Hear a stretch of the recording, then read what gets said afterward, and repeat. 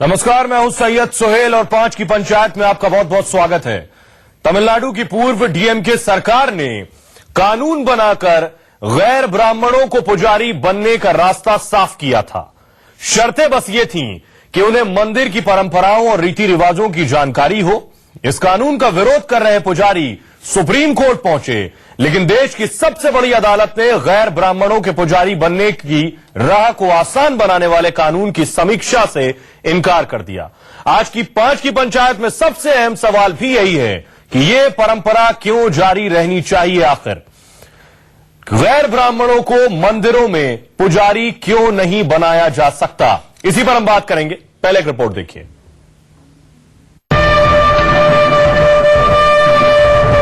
क्या मंदिर में पुजारी बनने के लिए ब्राह्मण होना जरूरी है? इस सवाल पर सुप्रीम कोर्ट ने पूर्ण विराम लगा दिया है। देश की सबसे बड़ी अदालत ने गैर ब्राह्मणों के पुजारी बनने की राह बनाने वाले कानून की समीक्षा से इनकार कर दिया। इसके साथ ही मंदिरों में गैर ब्राह्मणों के पुजारी बनने की राह और आसान हो गई है। सुप्रीम कोर्ट ने कहा, लोगों का समूह जिन विचारों को मानता है, धर्म उसी को अपने आप में समाहित करता है। एक धर्म के रूप में हिंदुत्व किसी एक विचार को किनारे किए या चुने बगैर सभी तरह के विचारों को अपने में जगह देता है। दरअसल तमिलनाडु की पूर्व डीएमके सरकार ने एक कानून बनाकर गैर ब्राह्मणों को पुजारी बनने का रास्ता साफ कर दिया था, बशर्ते कि उन्हें मंदिर की परंपराओं और रीति रिवाजों की जानकारी हो। तमिलनाडु में डीएमके सरकार के इस फैसले के बाद मदुरई के मीनाक्षी मंदिर के परंपरागत पुजारियों ने सुप्रीम कोर्ट का दरवाजा खटखटाया। पुजारियों की दलील थी कि सरकार के आदेश से हिंदुओं की रीति रिवाज के निर्देशों का उल्लंघन होता है, हिंदुओं की धार्मिक स्वतंत्रता के अधिकार का भी उल्लंघन होता है। हालांकि इस मामले में सुप्रीम कोर्ट ने कोई रूलिंग नहीं दी है, लेकिन देश की सबसे बड़ी अदालत ने मंदिर में गैर ब्राह्मण पुजारियों की नियुक्तियों को लेकर अपना रुख जरूर साफ कर दिया। 5 की पंचायत में आज का सवाल यही है, मंदिरों में गैर ब्राह्मण पुजारी क्यों नहीं? कर्म के आधार पर। चलिए 5 की पंचायत का आज का सवाल सबसे पहले आपके सामने रखते हैं। मंदिरों में गैर ब्राह्मण पुजारी क्यों नहीं? तो इस पर चर्चा के लिए हमारे साथ बहुत ही खास मेहमान दीपक दुबे, एस्ट्रोलॉजर, जेके बेनीवाल, स्पिरिचुअल मॉडरेटर, पंडित ब्रह्मदेव वेदालंकर आर्य समाज से हैं, और अजय अग्निवेश अजीवंश फाउंडर हैं hindu के। आप सभी का बहुत बहुत स्वागत है। सबसे पहला सवाल मेरा दीपक जी आपसे है कि आखिर ब्राह्मण ही पुजारी क्यों, गैर ब्राह्मण पुजारी क्यों नहीं हो सकता? जो कर्म से ब्राह्मण है दरअसल वही ब्राह्मण है, तो फिर एक दलित पुजारी क्यों नहीं हो सकता? देखिए, जिस मुद्दे को लेकर आज आप बहस कर रहे हैं, मेरे ख्याल से जो सुप्रीम कोर्ट का वर्डिक्ट आया है तमिलनाडु के, नहीं, उस वर्डिक्ट पर हम बात नहीं कर रहे हैं। नहीं, हम सिर्फ ये बात कर रहे हैं कि गैर ब्राह्मण पुजारी क्यों नहीं हो सकता। बहुत जगह गैर ब्राह्मण नहीं, अगर आप उस मुद्दे को नहीं उठाएंगे तो आपका क्वेश्चन जो है इररिलेवेंट हो जाएगा, क्योंकि बहुत से ऐसे मंदिर हैं जहां गैर ब्राह्मण पुजारी भी हैं और वहां वो पूजा करते हैं। बात आज मीनाक्षी मंदिर की है, मदुरई की, जहां की परंपरा है। परंपरा और जो सिस्टम है, संविधान है, दोनों में अंतर है, और परंपराओं का सम्मान करते हुए ही सुप्रीम कोर्ट ने आज ये वर्डिक्ट दिया है कि वहां जो परंपराएं चली आ रही है, परंपरा हम आप सभी बनाते हैं। आपके धर्म में भी परंपराएं हैं, हमारे धर्म में भी परंपराएं हैं, और हमारे में तो यहां तक आप क्यों हमारे धर्म करके ना चले? मेरी आपसे हर चीजों में देखिए परंपरा। मेरा साधारण आपसे सवाल है कि गैर ब्राह्मण पुजारी क्यों नहीं हो सकता? आपने कहा परंपराएं हैं। सुप्रीम कोर्ट ने एक बात और आगे कही है कि ये ऐसा धर्म है जिसको कोई एक संस्थापक नहीं, इसका कोई एक धर्म ग्रंथ नहीं, और ना ही इसकी सीखों का एक रूप है। हाँ। इसे सनातन धर्म के तौर पर बताया गया। एक बात और, लोगों का समूह जिन विचारों को मानता है, धर्म उसी को अपने में समाहित करता है। बेनीवाल जी, आपका रिएक्शन इस पर? देखिए सोहेल साहब, सवाल ये है, या इस बात को सारी को छोड़ दीजिए, सुप्रीम कोर्ट ने क्या कहा है, लोअर कोर्ट ने, अनेकों बार फैसले आए हैं। मेरा मुद्दा मैं आपसे साफ कहना चाहता हूं, ध्यान से आप इस बात को सुनिएगा। जब से सृष्टि हुई है, भगवान ने वेदों को प्रकट किया और उसमें चार ही वर्ण बताए और 4 ही जाति बताई है, ब्राह्मण, क्षत्रिय, वैश्य, शूद्र, और ऐसे ही सन्यास, ब्रह्मचारी, वानप्रस्थ और गृहस्थ। ये 4 वर्ण, 4 आश्रम जो बताए गए हैं, उन वेदों में साफ साफ कहा है ब्राह्मण का काम पूजा करना, ज्ञान देना, ज्ञान लेना, पूजा पाठ करना केवल यही है। और हर एक का वैश्य का ये काम है, व्यापार करना। नहीं सही नहीं, बिल्कुल सही कह रहे हैं। सही नहीं, वेदों का है, ये मेरा नहीं है, ये भगवान की वाणी का है। ये आपको बता दे। नहीं आप देखिए, ये क्लैरिफिकेशन जब वेद आर्यों के जरिए आए तो मेरा सवाल आपसे ये कि वर्ण वेद आर्यों के जरिए नहीं आए, सोहेल साहब जी को वर्ण व्यवस्था मेरी बात नहीं, भगवान के जब मुख से नहीं बिल्कुल, वेद तो अनादि है, अनादि इतना वेद आइए, आप वेद को समझना पड़े। ये नहीं, वेद आर्य कहां से आ गए? आर्य तो बाद में आए, मुख से प्रकट। अरे नहीं बिल्कुल नहीं, ब्रह्मा जी के मुख से प्रकट हुए। मेरा ब्रह्मा जी के भी नहीं हुए, भगवान के मुंह से श्वास से निकले, वो किसी ने बनाए नहीं है, भगवान ने भी नहीं बनाए। आप ठीक कह रहे हैं। मेरा ये कहना है कि इंसान के समाज की एक व्यवस्था है दरअसल ये वर्ण व्यवस्था, और ये कर्म के हिसाब से तय होती है। कर्म की नहीं, ज्ञान जब तक नहीं होगा। देखिए ऐसा है, देखिए आप सुनिए, आगम निगम तो क्या ज्ञान जन्मजात होता है? ज्ञान जन्मजात नहीं होता, ब्राह्मण को दिया गया। नहीं दिया, ब्रह्मा को हृदय में ज्ञान दिया भगवान ने, जो आया। देखिए हमारे यहाँ यद्यपि शुद्धम लोक विरुद्धम ना करणीयम ना चरणीयम, जन्म से सभी शूद्र पैदा होते हैं, ये एक धारणा है, ये एक मान्यता है, उनके कर्म उनको निर्धारित करते हैं। मैं इस देश का सबसे बड़ा जो दुर्भाग्य है वो ये है, ये जातिवाद की प्रथा। कोई भी व्यक्ति जिसका यज्ञोपवीत संस्कार हो जाए, जिसके बाकी के 12 संस्कार हो जाए, वो मंदिर में पूजा करने का अधिकारी होता है। ये बात मैं पूरे दावे के साथ कह सकता हूं। लाल बहादुर राष्ट्रीय संस्कृत विद्यापीठ में पौरोहित्य पढ़ाया जाता है, पौरोहित्य पढ़ाया जाता है, वहां किसी की जाति नहीं देखी जाती, सबको पौरोहित्य का शिक्षण। आप कह रहे हैं पुजारी हो सकता है? नहीं, पुजारी वो हो सकता है, लेकिन सुनिए मेरी बात को। मैं नॉर्थ ईस्ट के ब्राह्मण कोट करता हूं, मेरे आदरणीय है, मेरे वरिष्ठ बेनीवाल साहब, कि नॉर्थ ईस्ट के जितने ब्राह्मण हैं अधिकतम मांस खाते हैं, अधिकतम मांस खाते हैं। आप मुझे बताइए क्या वो मंदिर में पुजारी हो सकते हैं? क्या ये ब्राह्मण का व्यवहार है बेनीवाल जी? नहीं, ब्राह्मण देखिए, ब्राह्मण की बात नहीं है यहाँ, ब्राह्मण शूद्र की देखिए, आप ये बात मत करिए ना। देखिए पुजारी की बात करें, आपने कहा कि एक आदमी अगर ब्राह्मण के घर में पैदा हुआ तो वो जन्मजात ब्राह्मण है, क्योंकि जाति व्यवस्था ये है कि जो आपके कर्मों से तय होती है। कर्मों से नहीं है, कर्म तो अलग चीज, कर्म बाद में आए। बहुत सुंदर चर्चा आती है हमारे शास्त्रों में, उसमें कहा जाता है कि जन्मना जायते शूद्र कर्मणा द्विज उच्यते, यानी इस संसार के अंदर हम सबकी एक जात है, वो इंसान की, मनुष्य की जात है। हमारी जातियां निर्धारित होती हैं हमारे कर्म से, क्योंकि हमारी वर्ण व्यवस्था के वर्ण का नाम है वर्ण करना। अगर हम वास्तव में दूसरा जन्म क्या है, आप देखिए, पहला जन्म मां से हुआ, दूसरा जन्म गुरु से, और विद्या हमारी माता है।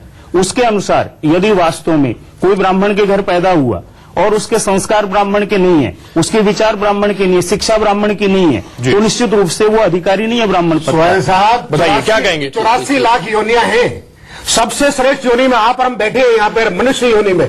मनुष्य योनि में भी सबसे श्रेष्ठ ब्राह्मण की योनि, ब्राह्मण में भी सबसे श्रेष्ठ योनि। बेनीवाल साहब, ये श्रेष्ठ की बात कर करके 700 साल की गुलामी आपने हमारे माथे में झेली, 700 साल की गुलामी मुगलों की झेली, 300 साल की गुलामी अंग्रेजों की झोली। वेद शास्त्र ठाकुर ज्ञान नहीं हो सकता महाराज। मुजफ्फरनगर में दंगा हुआ, सुनिए ज्ञान देता है। मैं सुनिए ना, अगर का व्यापारी आदमी जाके बैठाओगे क्या देखिए, हमारे यहाँ पे ब्राह्मण की ही बात कर रहा हूं, आगम निगम वेद ब्राह्मण की बात कर रहा हूं, और श्रुति संभव नाना विधि एक भगवान के अनेकों तरह के नाना प्रकार ब्राह्मणों से मुखमासी बाहु राजन्य आप वैश्य कैसे कर देगा? आप मुझे बताइए उसका मतलब क्या हुआ? ब्राह्मणों से मुखमासी बाहु राजन्य हमारे यहाँ पे एक नहीं है, 83 करोड़ तो देवी देवता, 33 करोड़ नहीं है महाराज, 33 कोटि है। ज्ञान होना चाहिए, करोड़ देवता नहीं है, ज्ञान के बगैर आप नहीं कर सकते पूजा पाठ। मैं कह रहा हूँ पूजा पाठ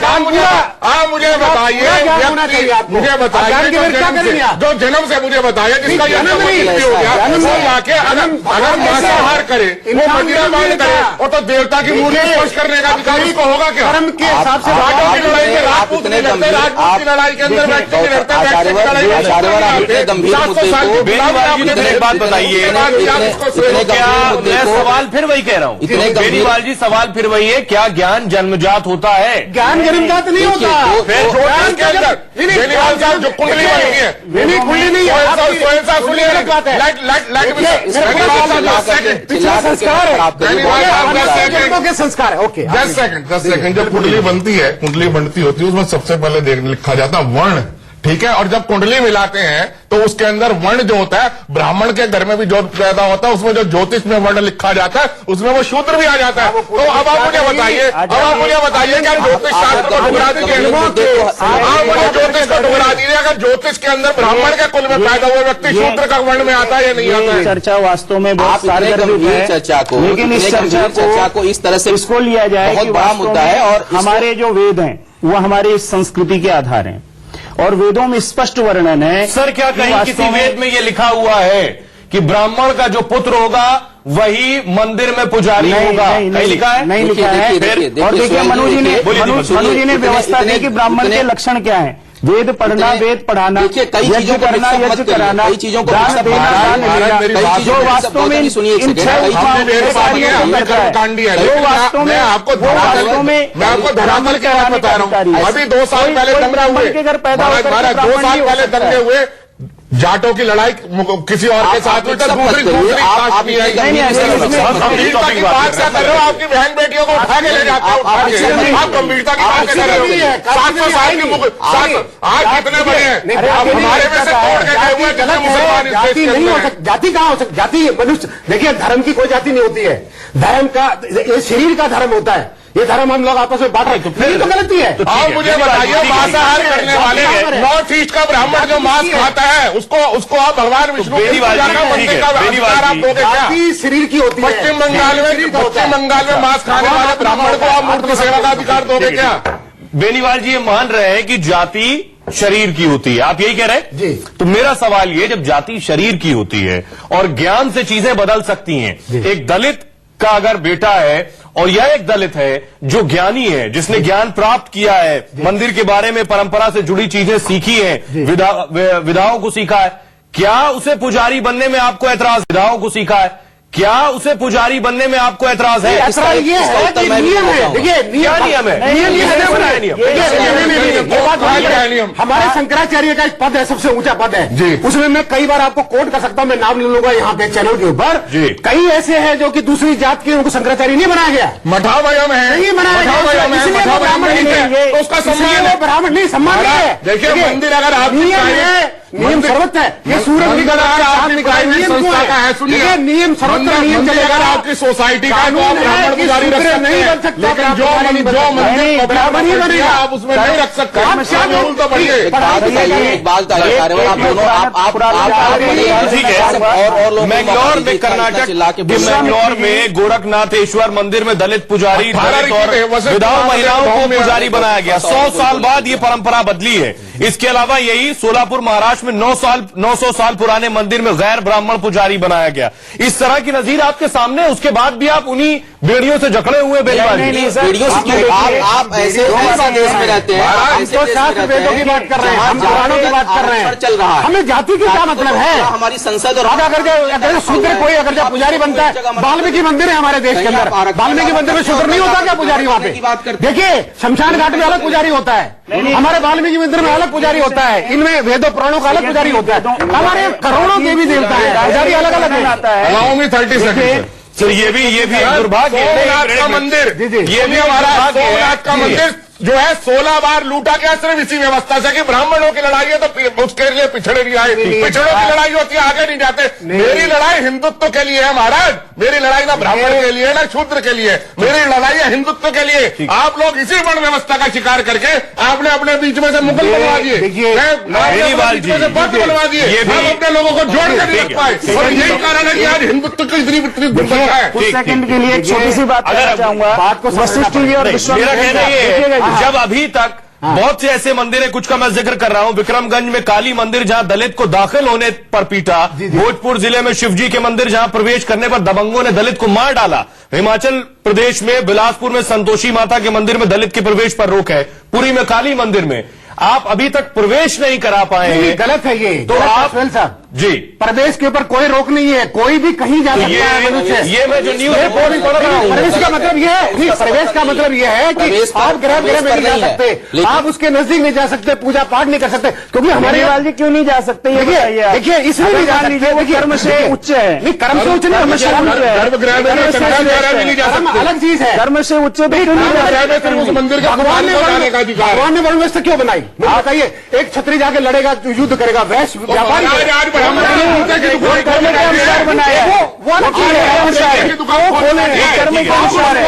चलाते आप कह रहे हैं, ठीक है, चलाते आप कह रहे हैं, ठीक है गौतम जी, बेनीवाल जी, मेरा सवाल आपसे है, सवाल सुनिए। आप कह रहे हैं कि वर्ण व्यवस्था बनी कार्यों के हिसाब से, आप खुद स्वीकार रहे हैं, वर्ण व्यवस्था कार्यों के हिसाब से बनी, बेनीवाल जी आप खुद स्वीकार रहे हैं, ठीक। अगर कोई दलित का बेटा कल फौज में चला जाता है, तो क्या अब आप कहेंगे वो दलित का बेटा है, वो फौज में नहीं जा सकता है? क्या कोई दलित का बेटा अगर ज्ञान प्राप्त करके कहे कि मैं ब्राह्मण पुजारी बनने के काबिल हूं, तो आप कहेंगे नहीं, मैं उसके मंदिर में नहीं जाऊंगा क्योंकि वहां दलित का बेटा पुजारी है? देखिए, भौतिकवाद के, देखिए यहाँ कानून अलग है, स्पिरिचुअल गवर्नमेंट के कानून अलग नहीं है जी, साहब समझना पड़ेगा। देखिए इस बात को समझना पड़ेगा। कल को आप कहेंगे साहब आप ये पूजा पाठ ऐसा क्यों करते, किसी देवी देवता का ऊपर लाल कपड़े क्यों चढ़ाते हैं, काला कपड़ा शनि के ऊपर क्यों नहीं चढ़ाते? मेरे सवाल का जवाब आपका सवाल का जवाब मैं देना चाहता हूं। ठीक है, दीपक, आपके सवाल का जवाब मैं देना चाहता हूं। आप ऐसे जगह पर जाति व्यवस्था के खिलाफ बोल रहे हैं। पहली चीज तो पूजा और संविधान दो अलग चीज, उपासना एक अलग चीज है।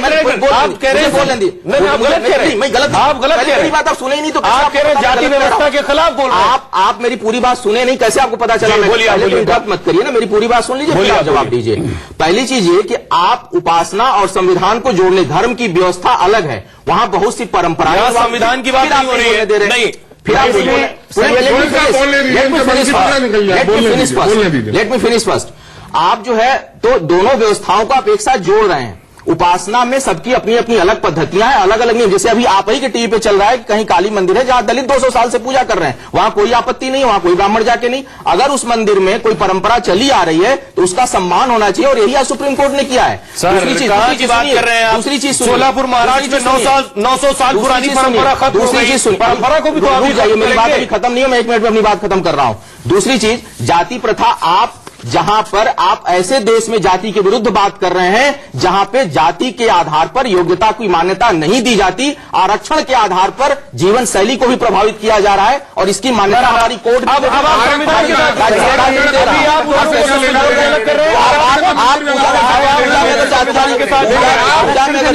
क्या समस्या है? आरक्षण में जाति, अब आप बुनियादी सवाल पर आ गए। अब आप समझिए कि आज मोहन भागवत ने खुद कहा जब तक ये भेदभाव जारी रहेगा तब तक आरक्षण की जरूरत पड़ेगी, तो इस भेदभाव के लिए भी आप ही जिम्मेदार हैं।